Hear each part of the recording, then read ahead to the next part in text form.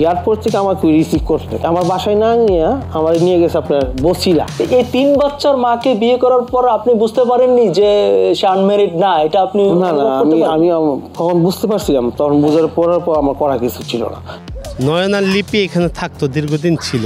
প্রবাসী ভাইয়েরা যারা স্ত্রীকে খুব ভালোবাসেন, যাদের জন্য টাকা পাঠান, তারা আরেকবার ভাববেন। স্বামী তো যে এখানে একটা থাকছে এটা চিনি, একটা ডিভোর্স দিছে জাম করে থাকে ওইটাও চিনি। এই যে দেখেন ওই মহিলার এই হচ্ছে আরেকজন স্বামী। স্যার এটা আমার জন্য তো বেস্ট অপশন, রাইট?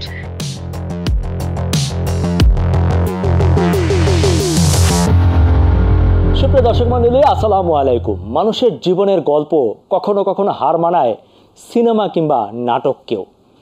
ঠিক তেমন কিছু গল্প আছে যা আমরা সবাই জানি, আবার এমন কিছু জীবনের গল্প আছে যা আমরা কেউই জানি না। আবার এমন কিছু গল্প আছে যেটাকে বলা হয় ওপেন সিক্রেট, অর্থাৎ সবাই জানে কিন্তু কেউ বলে না। তবে জীবনের গল্প বলার জন্য আজকে আমাদের মাঝে উপস্থিত হয়েছেন একজন প্রবাসী ভাই। প্রথমে আপনার একটু নাম পরিচয়টা যদি আমাদেরকে বলেন। আমার নাম হুসাইনি মাহমুদ, আমি সিঙ্গাপুর প্রবাসী। প্রায় 21 বছর যাবত আমি সিঙ্গাপুর প্রবাসী। সিঙ্গাপুরে আমার একটা মেয়ের সাথে সম্পর্ক হয়। সিঙ্গাপুরে আমার এক ফ্রেন্ড আমাকে নিয়ে গেছিল একটা ক্লাবে। যাওয়ার পর ওখান থেকে ওই মেয়ের সাথে আমার সম্পর্ক হয়েছে, আমার পরিচয় হয়েছিল। তো ওখান থেকে ওর সাথে একটু ফোনে কথাবার্তা হইতো, তারপরে একটা ঘনিষ্ঠতা হয়ে গেছিলো, প্রেমের সম্পর্ক হয়েছিল। তখন আমাকে বললো যে তুমি একটা কাজ করো, তুমি আমাকে যদি বিয়ে করতে চাও তাহলে বাংলাদেশে আসো, আমার ফ্যামিলির সাথে কথা বলো কী আসে বিষয়। তো ওর আম্মার সাথে কথা বললাম, ওর ফ্যামিলির সাথে কথা বললাম, বলার পরে আমি তুমি বাংলাদেশে আসো, তারপরে বিয়ে শাদী করো। তো আমি বাংলাদেশে গেছি, আসার পরে মনে করেন ওর আব্বা আম্মাকে দেখা করার পরে ওরা সবাই বলো তো বিয়ে শাদী করে দিই। তো আমি বলছি আমার তো গার্জিয়ান নাই, আমার আম্মা তো নাই। সমস্যা নাই, আমরা গার্জিয়ান হিসাবেই তোমার বিয়ে শাদী করাই দিই, তারপরে তোমার আম্মারে পরে জানাই। আচ্ছা, তারপরে এরকমই আমার বিয়ে শাদী হওয়ার পর 1 সপ্তাহ পর বিয়ে শাদী হয়েছে বাংলাদেশে।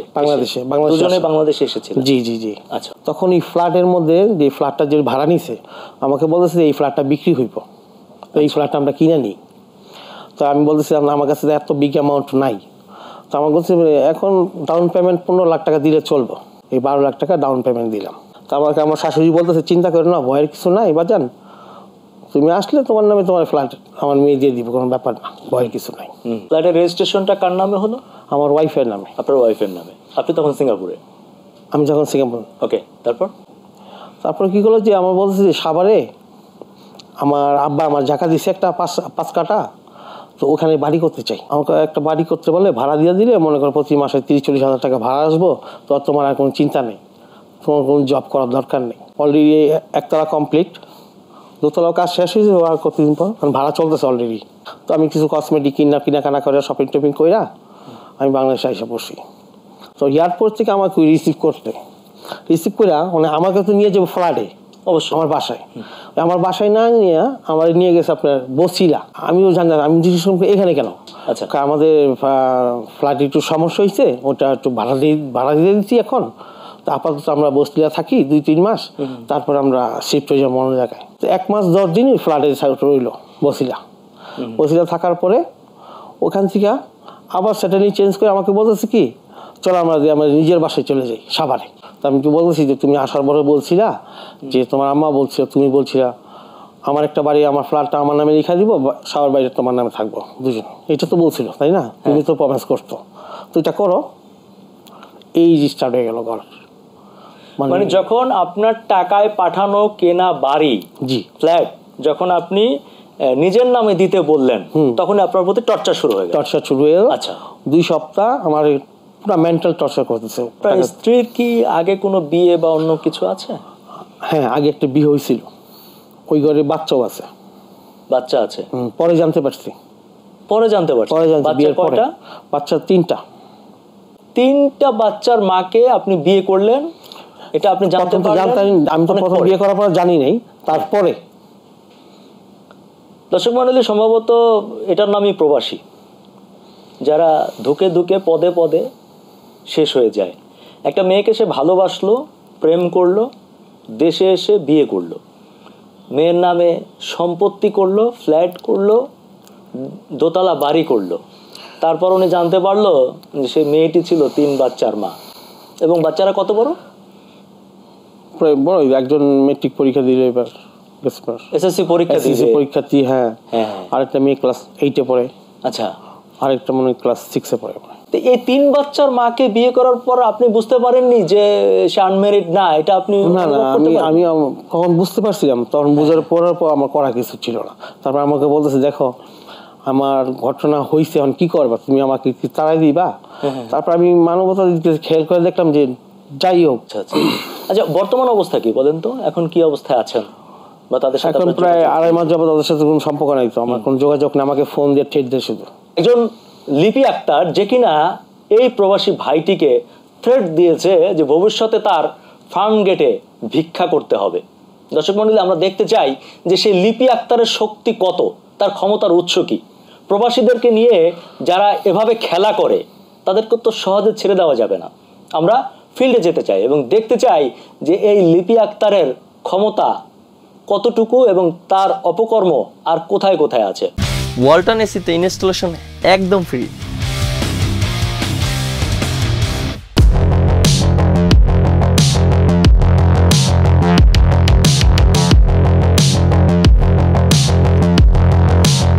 বাড়ি এটা আপনার নাকি? এটা আমার টাকাতে তৈরি করছে এই বাড়িটা। আপনি যখন বিদেশে ছিলেন তখন আপনি টাকা পাঠিয়েছেন এবং আপনার টাকায় এই বাড়িটা তৈরি হয়েছে। এই পুরো বাড়িটা আমার টাকা তৈরি হয়েছে। মানে কতটুক জমি? 6% জমি, 6%। আচ্ছা, এই বিল্ডিং কে করেছে? এগুলো সব আমার ওয়াইফ করছে, আমি টাকা পাঠিয়েছি, সে আমি টাকা পয়সা, সে এগুলি সব সম্পূর্ণ সে করছে। এই ভবন এখন কার দখলে আছে? এখন আমার ওয়াইফের দখলে আছে। আমার সে কি আছে বাড়িতে আছে? আমি যে জানি না, আমার তো আজ থেকে 4 মাস আগে যেখান থেকে তারাই দিছে, আমি জানি না এখন আছে কিনা সে। মানে আপনি বিদেশ থেকে এসে কি এই বাড়িতে আসছিলেন? আর এই মাসে 1 মাস 10 দিন পর আসছে এখানে। 1 মাস 10 দিন পরে আপনাকে এই বাড়ি থেকে তাড়িয়ে দিয়েছে? এখান থেকে তারাই দিছে আমাকে। আচ্ছা, দেখি আমরা এখানে কেউ আছে কিনা, একটু বাড়িতে আছেন কেউ? একটা ফ্ল্যাটে আমরা একটু ঢুকে দেখি। দর্শক মণ্ডলী, চিন্তা করেন যে একটা ফ্লোরে 9টা ইউনিট, 9টা পরিবার থাকতে পারবে, এমনই এত সুন্দর একটা ভবন করেছেন একজন প্রবাসী, যার নিজেরই এখন থাকার জায়গা নেই। অর্থাৎ এই বাড়ি করার পর ওনার স্ত্রী ওনাকে এই বাড়ি থেকেই বের করে দিয়েছে। তো এখানকার স্থানীয়? জি ভাইয়া, আমি স্থানীয়। আচ্ছা, এখানে একটা বিল্ডিং, এই যে দেখেন দোতলা একটা ভবন দেখা যাচ্ছে, এই বিল্ডিংটা কার আপনি জানেন? আমি জানি এই বিল্ডিংটা লিপি নামের এক মহিলার। আচ্ছা আচ্ছা। মহিলার আগে একটা স্বামী ছিল, নাম ছিল নয়ন। নয়ন আর লিপি এখানে থাকতো, দীর্ঘদিন ছিল। এরপরে নয়নের সাথে মনে হয় কিছু একটা হয়েছে, দুজন আলাদা হয়ে গেছে। এরপরে শুনছি লিপি বিদেশে গেছে, লিপির আর একটা স্বামীর কাছে। এরপরে আইসা পরে দোতলার কাজ করছে, এরপরে আর কি হয়েছে জানি না আমি। আসলে এই বাড়ি তো আপনি করেছেন নাকি? উনি বলেছে উনি টাকা পাঠিয়েছে, বিষয়টা কি ঠিক? তো উনি টাকা পাঠাইছে, উনি প্রমাণ করুক সেটা। হ্যাঁ, উনি প্রমাণ করতে পারবে বলছে। এখন আপনি কি প্রমাণ করতে পারবেন যেটা উনি দেয়নি? অবশ্যই। আমরা স্যার, আমি আপনাকে একটা কথা বলি, ওনার সাথে আমার সেকেন্ড ম্যারেজ, ঠিক আছে? আর ওনার সাথে আমার বিয়ের ম্যারেজ সার্টিফিকেট আপনি একটু দেখেন, আর আমার দলিলের কপিটাও আপনাকে দেখাবো। অন্তত ডিস্টেন্স মনে হয় 8-9 বছরের। আচ্ছা, কিন্তু আপনার সাথে একটা সময় প্রেমের সম্পর্ক ছিল। প্রেমের সম্পর্ক ছিল? ছিল না? আচ্ছা, প্রেম থেকে বিয়ের পরিণতি। আচ্ছা। তা আপনি কি কারোর সাথে প্রেম করলে তারে কি কোটি টাকা খরচ করে বাড়ি করে দিবেন? হ্যাঁ, দিব। ও আচ্ছা, আপনি দিতে পারেন, কিন্তু এতটা বোকা তো সে না। সে এর চাইতেও বোকা। এতটা? আমি যেটা দেখলাম সে এর চাইতেও বোকা। মানুষ যা শো করে তা হয় না, বুঝছেন? আচ্ছা আচ্ছা মানুষের আচ্ছা, দেখানো দাঁত আর চাবানো দাঁত আলাদা আপনার তো থাকে। 2টা না 3টা বাচ্চা, তাই না? আমার 4টা বাচ্চা স্যার। 4টা বাচ্চা। তা আপনি যে 4টা বাচ্চা আছে সেটা ওনাকে বলেছিলেন আপনার বিয়ের সময়? সেটা উনি কি অস্বীকার করতেছে? না, আপনি বলেছিলেন কিনা জানতে চাই। হ্যাঁ, কেন বলবো না? উনি আমার সাথে প্রেম করলে উনি জানে না? আচ্ছা আচ্ছা, সেটা জেনে শুনেই আপনাকে উনি বিয়ে করেছে না? আচ্ছা, লাস্ট ওনাকে আপনি বাড়ি থেকে বের করে দিয়েছেন কেন? ওনাকে বাড়ি থেকে কোনো বের করে দেওয়া হয় নাই, ও সেই এলাকায় আসলে আপনি জানতে পারবেন। আচ্ছা, উনি নিজেই চলে উনি গেছেন। যেদিন বিদেশ থেকে আসলো, এয়ারপোর্ট থেকে উনি যখন আসলো, তখন ওনাকে আপনার বাড়িতে না নিয়ে আপনি মোহাম্মদপুরে বছিলার ওইদিকে চলে গেছিলেন কেন? ওইখানে আমি বাসা ভাড়া করে থাকতাম কেন? স্যার, আমি যে বাসা ভাড়া থাকবো। আপনার নিজের বাড়ি এবং মিরপুরে ফ্ল্যাট থাকা সত্ত্বেও আপনি ভাড়া বাসায় কেন উঠলেন? ভাড়া বাসা উঠছে আমার বাচ্চার পড়ার জন্য। আমার বাচ্চা বসিলা ফিরোজাবাসের কলেজে পড়ে। আপনার আপনার কল মিরপুরে রেকর্ড একটা আছে। ফ্ল্যাট আছে, তাই না? জি। ওই ফ্ল্যাটটা কে কিনে দিছে? সেটাও বললাম না, 8-10 বছরের ডিস্টেন্স, সেটা মালিকের সাথেও কথা বললে আপনি জানতে পারবেন। আপনি তারপর একটা আমার মেয়ে মানুষ, কাছে এত টাকা কই পেলেন? ফ্ল্যাট কিনলেন, বিল্ডিং করলেন দোতলা, উনি একটা প্রবাসী, উনি এখন রাস্তায় থাকে, আর আপনি তার বউ হয়ে একটা ফ্ল্যাট, দুটো স্যার, আপনাকে ভবনের মনে মালিক, হয় এগুলো কোত্থেকে পেলেন আপনি? স্যার, ও মনে হয় আপনাকে বলে নাই, প্রবাসী আমিও ছিলাম। না, প্রবাসী আপনি যখন ছিলেন, আপনি তো তারপরে চলে আসছেন, আপনি তো দীর্ঘদিন প্রবাসী ছিলেন না। আপনি একতরফা কথা বলে কোনো ডিসিশনে যাইতে পারবেন? না না, আমার ডিসিশন দরকার নাই, আমার জবাব দরকার। এটা কি আচ্ছা, অস্বাভাবিক আপনার বিষয় না? আগের ঘরের 4টা বাচ্চা রেখে এরপর আপনি একটা ছেলেকে বিয়ে করলেন যে কিনা অবিবাহিত, এটা কি আপনার কাছে লজিক্যাল মনে হয়? এটা ওর কাছে কি অতটুকু লজিক্যাল স্যার? এটা আমার জন্য তো বেস্ট অপশন, রাইট? হ্যাঁ, আপনার জন্য বেস্ট অপশন, কিন্তু আপনার কাছে কি একবারও মনে হয় না যে এটা ঠিক হচ্ছে না? এটা আমার কাছে মনে হয় না ঠিক হচ্ছে না, আমার জন্য বেস্ট অপশন, আমি অবশ্যই আমার জন্য বেস্ট অপশন চুজ আপনি করব। সুযোগ এটা ওর নিয়েছেন, কাছে, আপনি সুযোগ ওর নিয়েছেন, কাছে এটা ওর আপনি কাছে সুযোগ হচ্ছে নিয়েছেন, তাই তো? না, কেন আমি সে সুযোগ সহজ দিব? সরল সুযোগ বলে ও সুযোগ নিয়েছেন। নিয়েছে, ও সুযোগ নিয়েছে, এটা এখন প্রমাণ করতেছে স্যার। যে কাকা, আপনি তো এখানকার স্থানীয়, স্থানীয় না, এখানে বাড়ি করছি আর কি, বাড়ি করছি। এই যে লিপি, যে তাকে আপনি চেনেন? হ্যাঁ চিনি। মানে তার স্বামীকে চেনেন? স্বামী তো যে এখানে একটা থাকছে এটা চিনি, একটা ডিভোর্স দিছে জাম করে থাকে ওইটাও চিনি। দুইটা স্বামী চেনেন? হ্যাঁ, আজকে আপনাকে শুনছি বিদেশ থাকে। বিদেশ থাকেন, আজকে আপনাকে আরেকটা স্বামী দেখাবো। এই যে আসেন, এই স্বামী কই? এই যে দেখেন, ওই মহিলার এ হচ্ছে আরেকজন স্বামী। যে আমি প্রবাসীতে ছিলাম, আমি সিঙ্গাপুর ছিলাম। কিন্তু ওনারও দেখিনি, বাসায় তো অন্য লোক নিয়ে থাকছে। অন্য লোক দেখছেন, ওনাকে কখনো দেখেন না? না, ওনাকে দেখিনি। দর্শক মণ্ডলী, আপনাদেরকে দেখানোর চেষ্টা করছি ভালোবাসার তাজমহল। আপনাদের মতো যারা বিদেশে থাকেন, বিশেষ করে আমাদের প্রবাসী ভাইদেরকে বলছি, আপনারা যারা দিন রাত হাড় ভাঙা পরিশ্রম করেন, মাথার ঘাম পায়ে ফেলেন, এবং এত কিছু করে যারা প্রিয়তমা স্ত্রীর জন্য দেশে টাকা পাঠান, এবং তাদের যে পরিণতি কি হয় দেখেন, যে একজন প্রবাসী ভাই সে 18 বছর বিদেশ করছে, তারপরে তার স্ত্রীর জন্য টাকা পাঠাইছে, সেই টাকা দিয়া পরে দেখেন দোতলা বিল্ডিং করা হয়েছে।